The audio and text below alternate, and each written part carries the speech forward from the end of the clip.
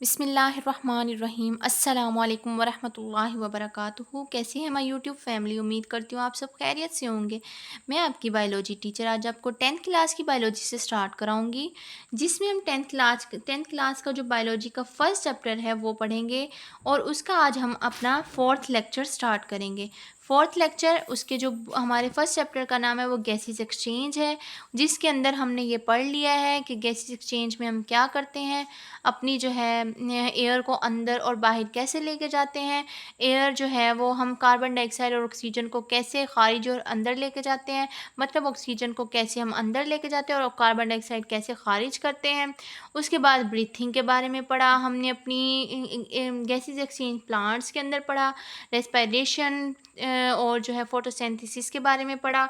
उसके बाद हमने जो है, मैं आपको ये सब कुछ ओवरव्यू पीछे से इसलिए कराती हूँ ताकि आप पीछे वाली चीज़ों को ना भूलें और जो है साथ साथ आगे भी पढ़ते जाएं और पीछे वाली चीज़ों को भी रिवाइज़ करते जाएं और उनको अपने अपने दिमाग में बिठाते जाएं। उसके बाद जो है हमने अपना गैसेस एक्सचेंज इन ह्यूमंस के बारे में पढ़ा। उसके अंदर gases exchange in human 2 parts में होता है, एयर पैसेज वे होता है, द लंग्स होता है। लंग्स के बारे में अभी हमने पीछे वाले जो पिछला लेसन पढ़ा था उसके अंदर पढ़ा। लंग्स के अंदर 2 मसल्स होते हैं, एक इंटरकोस्टल मसल्स होते हैं, डायाफ्रेम मसल होता है। और हमने पढ़ा कि उसके अंदर जो है हमारा लेफ़्ट लंग होता है वो छोटा होता है और हमारा राइट वाला जो लंग्स होता है वो बड़ा होता है। उसके बाद जो है जो हमारे जो लेफ़्ट वाला लंग है उसके 2 लूब्स होते हैं और हमारा जो राइट वाला लंग है उसके जो है हमारे 3 लूब्स होते हैं। अब आज हम पढ़ेंगे अपना मैकेनिज़म्स ऑफ ब्रीथिंग, कि ब्रीथिंग का मैकेनिज़्म क्या है, इसके अंदर ब्रीथिंग का असल वजह क्या थी, ये सब कुछ आज हम पढ़ेंगे इस टॉपिक के अंदर। मैकेनिज़्म ऑफ ब्रीथिंग हमने जैसे पीछे भी पढ़ा कि ब्रीथिंग क्या चीज़ है, taking in oxygen and taking out carbon dioxide, giving out carbon dioxide, मतलब ऑक्सीजन को अंदर लेके जाना और कार्बन डाइऑक्साइड को बाहर खारिज करना, ये क्या कहलाता है? ये ब्रीथिंग कहलाता है। इसी तरह हमने ब्रीथिंग को पीछे पढ़ लिया है। अब इसी तरह अभी फिर से हम पढ़ेंगे कि ब्रीथिंग क्या है। Physical movement associated with gases exchange, physical movement होना, मतलब फ़िज़िकल मूवमेंट कौन सी होना, जिसमें हम अपनी ऑक्सीजन को अंदर लेके जाते हैं और कार्बन डाइऑक्साइड को जब हम बाहर निकालते हैं, तो ये एक फिज़िकली मूवमेंट है ना, ये बाहर वाली ही एक मूवमेंट है। तो इस फिज़िकल मूवमेंट को जो है एसोसिएट कहते हैं, इसको एसोसिएट किया जाता है गैसेस एक्सचेंज के साथ। अब जो है हमारा इसके अंदर जो मैकेनिज़म्स ऑफ ब्रीथिंग है उसके अंदर हमारी जो असल चीज़ आ जाती है वो ये है इंस्पायरेशन और एक्सपायरेशन। इंस्पायरेशन क्या है? इंस्पायरेशन कहते हैं हम आल्सो कॉल्ड इन्हेलेशन। इन्हेलेशन क्या है? जैसे कि हमने पीछे भी पढ़ा कि जब हम अपने अंदर अपने इन्हेलेशन इंस्पायरेशन क्या है कि जब हम अपने अंदर अपनी ऑक्सीजन को लेके जाते हैं, इन्हेल करते हैं, जब सांस को अंदर लेके जाते हैं, इन्हेल करते हैं, तो उसे क्या कहते हैं? इंस्पायरेशन का प्रोसेस कहते हैं उसे, और जो है उसको इन्हेलेशन कहते हैं। Also called inhalation. Ribs muscles contract, जब रिब्स मसल्स जैसे कॉन्ट्रैक्ट होते हैं, जो हमारी पसलियां हैं वो कॉन्ट्रैक्ट होती हैं और फिर जो है हमारी रिब्स जो है वो रेज्ड हो जाती हैं, तो इसे क्या कहते हैं? इस प्रोसेस को क्या कहते हैं? इस इंस्पायरेशन कहते हैं और इन्हेलेशन भी इसको कहा जाता है। उसके बाद हमारा जो डोम शेप डायाफ्रेम, अब हमने पीछे यही पढ़ा डायाफ्रेम क्या था, हमारे लंग्स का एक मस्कुलर स्ट्रक्चर था। तो क्या है? The dome shape diaphragm contract and is lowered, हमारा जो डायाफ्रेम था वो भी कॉन्ट्रैक्ट हो जाता है और वो बहुत छोटा हो जाता है। तो क्या है, सबसे पहले कि ये मसल्स जो हैं, हमारे रिब्स के मसल जो हैं वो कॉन्ट्रैक्ट होते हैं और वो रिब्स जो हैं वो रेज्ड हो जाते हैं। उसके बाद जो हमारा डोम शेप डायाफ्रेम होता है वो कॉन्ट्रैक्ट होता है और वो छोटा हो जाता है। फिर इसका रिज़ल्ट जब क्या निकलता है? रिज़ल्ट इसका ये निकलता है कि जो लंग्स होते हैं हमारे वो एक्सपेंड हो जाते हैं।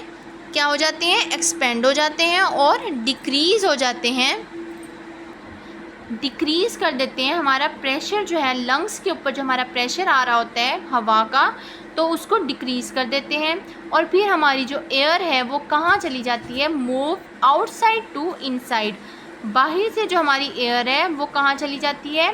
अंदर चली जाती है, इनसाइड चली जाती है। और जो उसके बाद जो हमारा दूसरा आ जाता है टॉपिक एक्सपायरेशन का। जो हमारा एक्सपायरेशन का प्रोसेस है उसके अंदर क्या होता है, इसको हम एक्सहेलेशन भी कहते हैं। इनहेल करना यानी अंदर अपनी सांस को लेके जाना, और एक्सहेल करना यानी सांस को बाहर निकालना। तो एक्सपायरेशन भी जो है वो एक्सहेलेशन ही कहलाता है, और एक्सहेलेशन एक्सपायरेशन कहलाता है। जो हमारे रिब्स मसल्स हैं वो रिलैक्स हो जाते हैं जब हम अपनी सांस को बाहर निकाल देते हैं।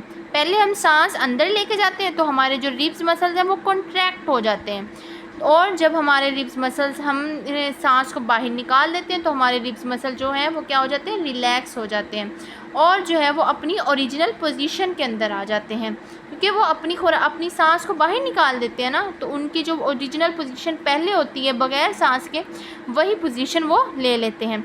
उसके बाद जो हमारा जो डायाफ्रेम होता है वो मसल्स, डायाफ्रेम के जो मसल्स होते हैं वो भी रिलैक्स हो जाते हैं, और it gets it raise and dome shape, और दोबारा से वो अपनी शेप यानी डोम शेप को इख्तियार कर लेते हैं।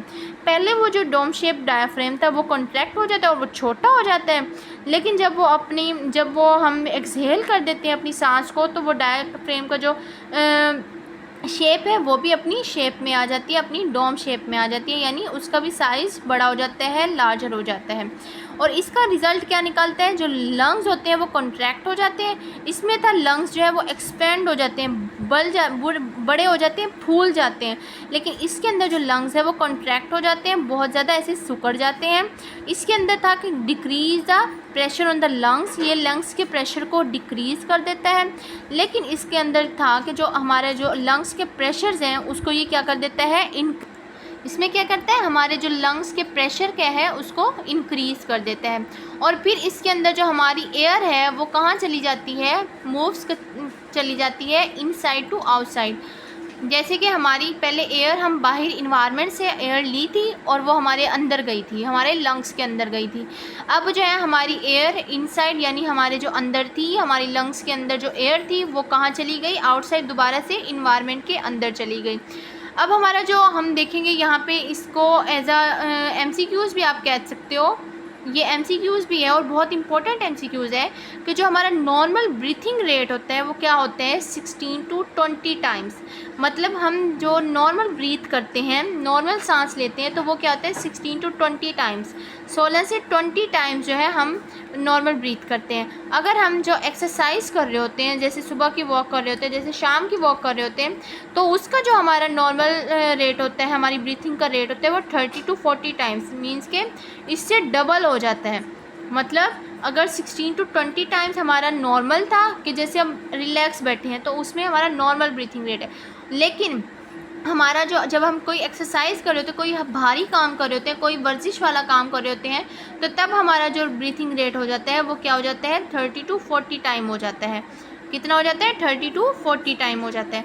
आज का हमारा जो टॉपिक था वो यहीं तक एंड होता है। ये भी छोटा सा एक टॉपिक था, लेकिन उम्मीद है कि आपको समझ आई होगी। अगर आपको इस टॉपिक की समझ नहीं आई तो आप लाजमी मुझे जो है कमेंट बॉक्स में बताइएगा, ताकि मैं आपको और ज़्यादा अच्छे से समझाने की कोशिश करूँ। मेरे चैनल को लाइक और सब्सक्राइब लाजमी कर दीजिएगा। Thank you so much. अल्लाह हाफिज़।